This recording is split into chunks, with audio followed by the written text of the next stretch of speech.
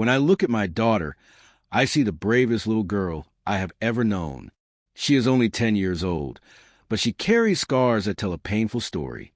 Scars that she never asked for, scars that make people stop and stare. They are the reminder of an accident that almost took her from us, and yet they also remind me of her strength. We thought moving to a new town would give her a fresh start, a place where no one knew her past, a place where she could simply be a child again, without whispers behind her back or cruel looks from strangers. I told myself this school would be different. It had to be different. On her first day, she held my hand tightly. I could feel the fear hiding behind her hopeful smile. She wanted friends, laughter, a normal childhood. I wanted that too. But deep down, a shadow of worry followed me. What if children at this new school noticed her scars? What if they weren't kind? I pushed the thought away, convincing myself that maybe, just maybe, this time things would turn out better. But I had no idea that the days ahead would test her spirit and mine in ways I never imagined. Because sometimes the people who hurt us the most are not the ones we fear. And sometimes the person who changes everything is the last one we expect. The first morning at the new school felt full of hope. My daughter dressed carefully, smoothing her skirt again and again, as if neat clothes could hide the scars on her arms and neck. I braided her hair the way she liked, and when she smiled at me in the mirror, I almost believed everything would be fine. When we arrived, the teachers were kind. They welcomed her warmly, introducing her to the class with bright smiles. For a moment, I felt relief wash over me. Maybe this school really was different. Maybe this time she could just be normal. But children notice things that adults try to ignore. I saw it in their eyes. Those quick glances at her scars, the way their whispers spread like a breeze across the classroom. At recess, she sat on a bench, clutching her lunchbox, watching the other kids play. Some children walked past her without a word. Others stared a little too long, then hurried away, giggling behind their hands. When she came home that day, her smile was thin, fragile. She said school was okay, but her eyes told me more. She told me no one wanted to sit beside her.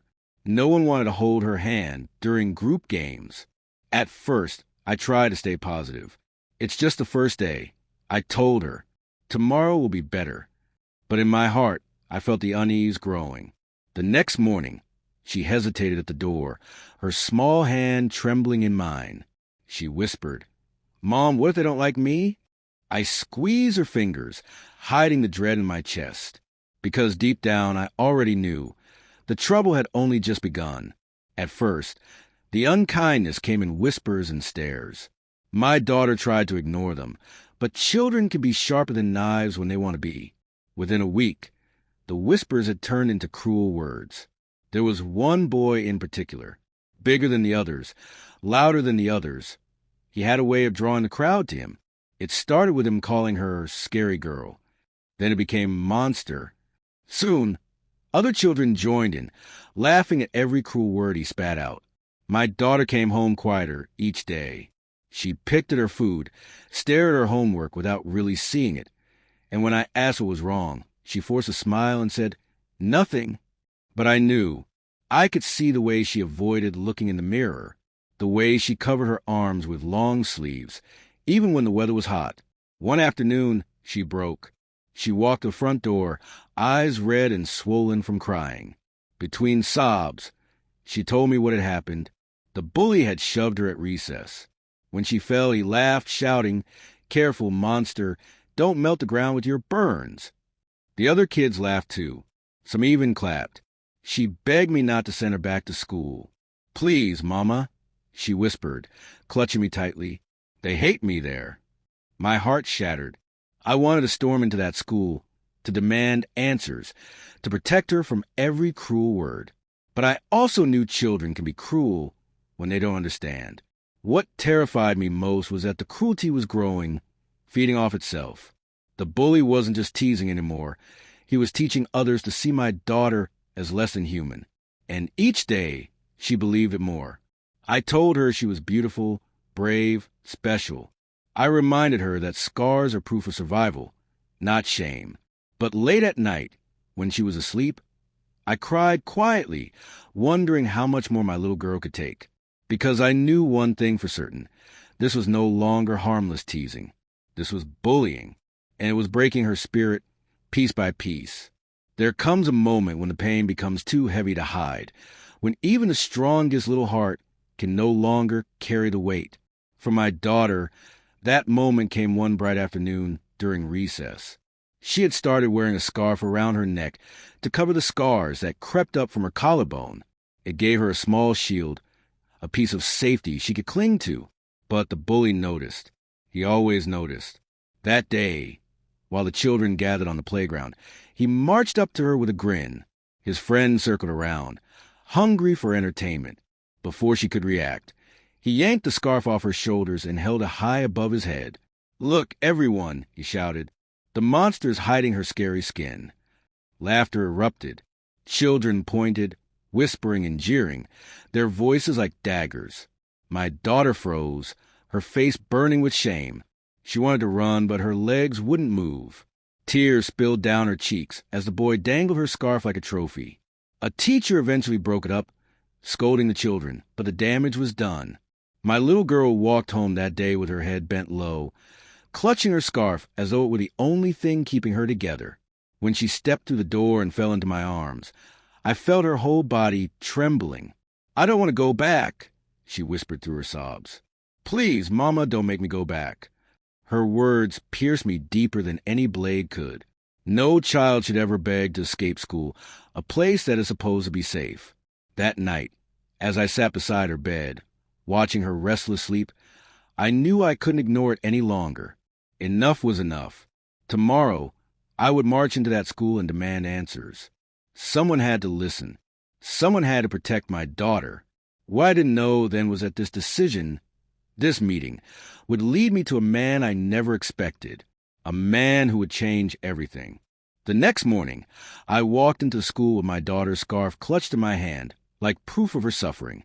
My heart pounded with anger and fear. I didn't know what the principal would say, or if anyone would finally take this seriously, but I was determined not to leave until someone listened. As I entered the office, the principal greeted me with a practiced smile. Before I could even speak, another man stepped inside. He looked tired, as if he had rushed to get there. When our eyes met, I felt my stomach twist. I recognized him immediately. He was the bully's father. For a moment, the room went silent. My fists clenched at my sides. I had imagined this man as cold, dismissive, maybe even arrogant. I expected him to defend his son, to tell me kids were just being kids. But when his eyes fell on my daughter, who stood shyly behind me, everything changed. His gaze locked on her scars. I saw the flicker of shock, followed by something I didn't expect at all: pain. His expression softened. His lips pressed into a thin line, and he lowered his head slightly as though ashamed. The principal began to explain the situation, but the father raised his hand gently, stopping her. His voice was quiet, almost trembling. I had no idea.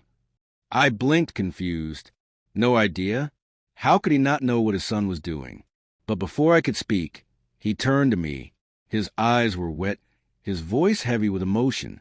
"I'm so sorry," he said. "Please believe me. I never wanted this. If I had known, I would have stopped it right away." I stood frozen, unsure if I could trust his words. I had expected denial or excuses, but instead I saw sincerity, even guilt. He looked back at my daughter again, and for a moment, it seemed as though he was seeing someone else, someone from his past. His jaw tightened, and he whispered, almost to himself, "I thought I'd left this kind of cruelty behind. I can't believe it's come into my own home." I didn't understand what he meant then, but I would soon learn that this man carried a story of his own, a story that would change not only how I saw him, but how my daughter's life at school would unfold from that day forward. The silence in the office stretched on, heavy and uncomfortable. I waited for excuses, maybe even anger, but instead, the man took a deep breath and sat down slowly, as though the weight on his shoulders had suddenly doubled. He didn't look at me at first. He stared at the floor, his hands twisting together, his voice low and unsteady. "When I was a boy," he began, "my younger sister was burned in a house fire. She survived, but she never came out the same. Her body carried scars that she couldn't hide, no matter how hard she tried. My chest tightened.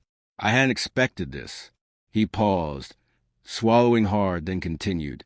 She was kind, gentle, the sweetest soul, but the world wasn't kind to her. Children mocked her, just like my son mocked your daughter. Even adults looked at her with pity or disgust. I watched her smile fade year after year, until she barely spoke to anyone. By the time she was grown, she had learned to disappear into the background. She was alive, but she wasn't living. His voice cracked on the last words. Finally, he lifted his eyes to mine, and I saw the pain there, old pain, the kind that never really leaves. I promised myself that if I ever had children, I'd raise them to be better, kinder. I thought I had.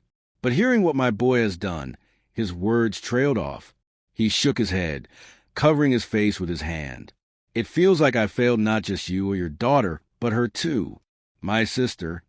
The room was silent, except for his trembling breath. My anger, which had been burning so fiercely, began to cool into something else. I hadn't expected to feel compassion for him, but it was clear this wasn't just about my daughter anymore. This was about a man haunted by his past, desperate not to repeat it. He leaned forward, voice steadying with determination. I swear to you, I will not let this continue. My son has to understand the pain he's caused. I will make sure of it. And not just him, this whole school needs to understand. For the first time, I believed him. The days that followed were unlike anything I had expected. I thought the man's words might fade once he left the office, that his promises would dissolve into nothing. But he kept them.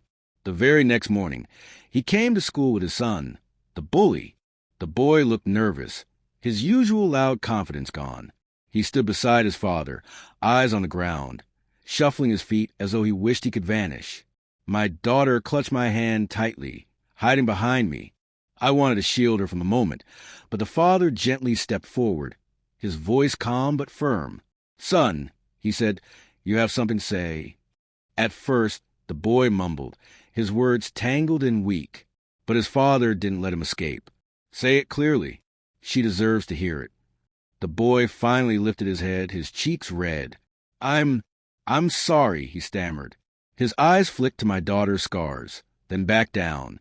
I didn't understand how much it hurt. I was wrong.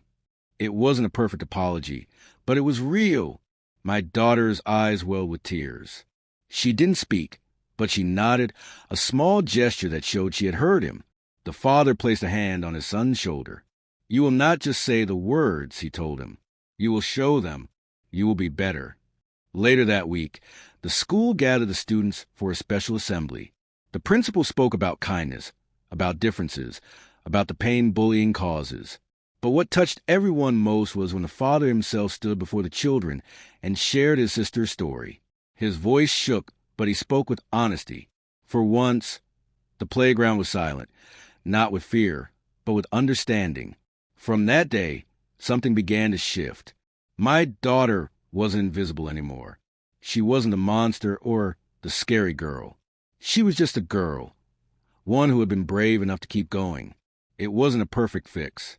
Not everyone changed overnight, but the cruelty that had once echoed in every corner of the playground slowly began to fade. And for the first time in a long while, hope began to grow. In the weeks that followed, I noticed small but powerful changes. My daughter still walked into school nervously at first, her scarf wrapped around her shoulders. But the silence that once greeted her began to soften. Some children smiled at her. Others even sat beside her in class. It wasn't perfect, but it was progress. The bully, once loud and cruel, was quieter now. His father often stood at the school gates, watching, making sure his son kept his promise. Slowly, the boy began to change. One afternoon, he even offered my daughter a seat beside him during a group activity. She hesitated, but eventually sat down. It was awkward, yes, but it was a start. The school also launched new activities.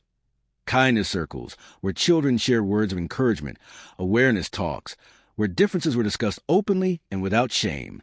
My daughter's story, though painful, became a lesson for others. The scars that once made her a target began to make her a symbol of courage.